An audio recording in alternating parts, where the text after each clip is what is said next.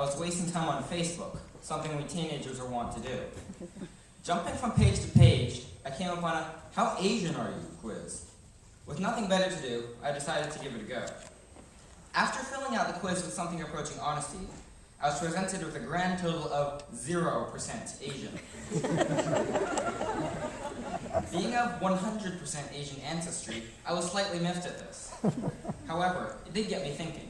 It was certainly not 0%. Was I really as Asian as I thought? Who did I really identify with? What makes me, or anyone, Asian? And who comes up with these quizzes? I'd like to say that identification has long been an issue for me, but I'm afraid it hasn't been. Only recently, I have begun to identify more with my heritage, and as a result, seen the contrast between my Asian roots and distinctly American life. Situations sometimes arise, shunting me into either the East or West. An example, a few months ago, my robustly patriotic uncle, visiting from Hong Kong, asked me about how my Cantonese studies were coming. My Cantonese class, an unbelievably boring 3-hour endurance session, had been dropped 3 years before.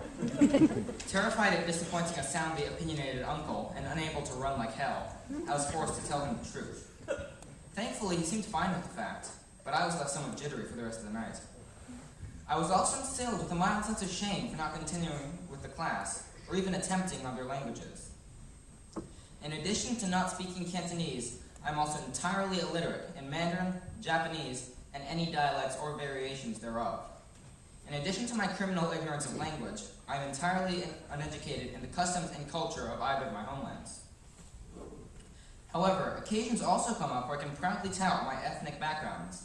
I enjoy many foods unpalatably exotic to others, such as raw fish, any form of cephalopod, and beans as a part of dessert. My God. Another distinctly Asian trait of mine involves the obsessive purchasing of mechanical pencils. But these are no ordinary mechanical pencils. No, these pencils are armed to the teeth, with countless doodads, whatchamacallits, and thingamabobs designed to ease and otherwise streamline the otherwise arduous task of writing. These innovations include 1/3 inch thick gel grips and mechanisms that engage the lead with little more than a flick of the wrist. Inane and pointless though they are, they're fancy, and I'm Japanese. I'll buy them.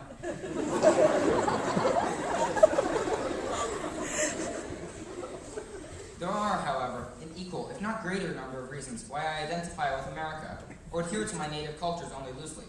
For example, nobody in my family, with the exception of any secreted behind-doors occult rituals, celebrates any of our indigenous holidays in ways more significant than eating the appropriate foods.